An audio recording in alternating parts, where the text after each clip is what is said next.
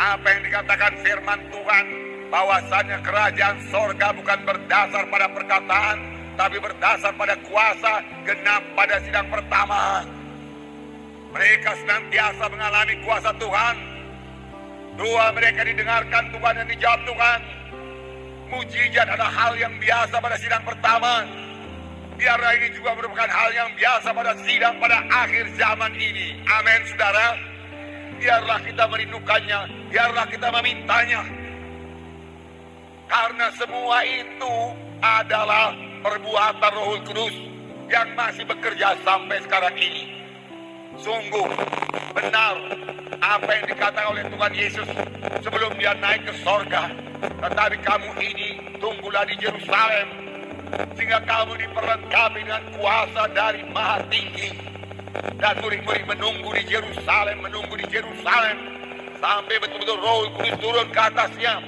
Dan pada waktu Roh Kudus turun ke atasnya, mereka sudah diperlengkapi dengan kuasa dari Maha Tinggi. Dan itu mengobarkan seluruh hidup mereka. Mengobarkan Petrus yang penakut jadi berani. Petrus yang tidak berhikmat jadi punya hikmat. Petrus yang lupakan janji Tuhan, sulit mengerti firman Tuhan, menjadi segera mengerti firman Tuhan dan menyaksikan firman Tuhan. Petrus berubah oleh Roh Kudus. Roh Kudus sangat luar biasa. Oh saudaraku, rindulah senantiasa dipenuhkan dengan Roh Kudus. Dan setelah dipenuhkan dengan Roh Kudus, biarlah saudara senantiasa bersekutu dengan Roh Kudus. Mohon pertolongan Roh Kudus, merasakan kehadiran Roh Kudus. Biarkanlah Roh Kudus memimpinkan saudara pada segala kebenaran. Dengarkanlah suaranya, patuhilah pimpinannya, maka seluruh hidup saudara akan berubah dan diberkati Tuhan. Amin. Haleluya. Beri tepuk tangan pada Roh Kudus. Terima kasih Roh Kudus. Pada waktu pencurahan Roh Kudus pada hari Pentakosta, Petrus berkhotbah sedemikian rupa, sangat diurapi oleh Tuhan, sehingga jiwa-jiwa mendengarnya sangat terharu. Dan mereka bertanya, Tuhan, apa yang harus kami perbuat? Saudara, yang kasih dalam nama Petrus berkhotbah dan berkata, hendaklah kamu bertobat dan memberi dirimu dibaptis dalam nama Yesus untuk ampunan dosamu, lalu kamu beroleh karunia Roh Kudus. Dan pada hari itu juga 3.000 orang bertobat dan 3.000 orang memberi diri dibaptis. Ini adalah pekerjaan Roh Kudus. Petrus berkhotbah. Petrus tidak takut lagi. Mula-mula dia menyembunyikan diri, tapi Roh Kudus mengubahkan Petrus. Petrus berani. Petrus berkhotbah. Dengan terus terang dia katakan, kamilah saksinya mengenai Yesus yang mati, tetapi Allah membangkitkan dia dari antara orang mati. Dalam hal itu kamilah saksinya. Dia berani buat Tuhan. Rindulah hal seperti ini jadi bagi saudara, jadi bagi kita, jadi bagi anak-anak Tuhan, dan memang harus jadi. Dan Tuhan memang mau membuatnya jadi sepanjang kita merindukannya. Amin saudara.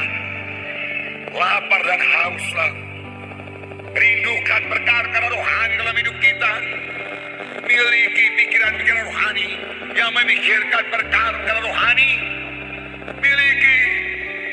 Tuhan, aku rindu perkara-perkara rohani Tuhan. Aku rindu urapanmu bertambah-tambah Tuhan dalam hidupku, dalam pelayananku. Aku rindu Engkau mengurapi pemberitaanku. Aku rindu Engkau mengurapi kesaksianku. Aku mau bertambah-tambah mengerti akan firman Tuhan. Aku mau kuasa belinya meletakkan tangan dan seorang sakit orang itu sembuh. Tuhan, aku mau Tuhan meletakkan tangan dan mengusir setan dalam nama setan itu pergi. Aku mau Tuhan mujizatmu terjadi dalam pelayananku. Aku rindu Tuhan pencurahan Roh Kudus jaya dalam KKS-ku. Biar Roh Kudus dicurahkan karena firman-Mu berkata di mana ada Roh Kudus juga ada kebebasan. Rindukan, minta. Firman Tuhan berkata tidak ada padamu karena kami tidak minta. Oh saudaraku, marilah jadi orang-orang rohani yang merindukan perkara-perkara rohani. Amin. Haleluya, rindulah perkara-perkara rohani. Terima kasih Tuhan Yesus, terima kasih. Kemudian beberapa waktu kemudian Petrus berjalan ke bait gerbang indah. Apa yang terjadi? Dia melihat seorang yang lumpuh di situ.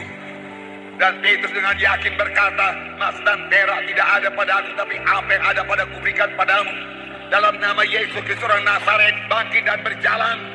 Lalu mengangkat tangan kanan orang itu, membantunya berdiri. Seketika juga orang itu sembuh. Mujizat Tuhan terjadi. Apakah ini karunia rohani mulai bekerja pada Petrus? Oh, rupanya setelah baptisan Roh Kudus ada lagi berkat yang lain. Bukan hanya kuasa untuk bersaksi, ada karunia Roh Kudus. Saudara, kesembuhan ini segera menimbulkan kemarahan setan marah buat pemberitaan Injil. Setan tidak suka Injil diberitakan. Setan tidak suka jiwa-jiwa diselamatkan. Apalagi setan tentu tidak suka jiwa-jiwa menerima mujizat Tuhan, disembuhkan. Dan setan takut kepada nama Yesus. Oleh sebab itu, imam-imam tanpa sadar mereka telah dipacu oleh setan. Sebab imam-imam berkata, mari kita larang supaya mereka itu jangan lagi berbicara di dalam nama Yesus. Di dalam nama Yesus. Karena setan tahu bahwa saya dalam nama Yesus ada kuasa. Tetapi juga setan sangat marah. Karena di sini dikatakan, di dalam ayat 4 dikatakan, dalam ayat 2, orang-orang itu sangat marah karena mereka mengajak orang banyak dan memberitakan bahwa dalam Yesus ada kebangkitan dari antara orang mati. Ini sangat dibenci oleh setan.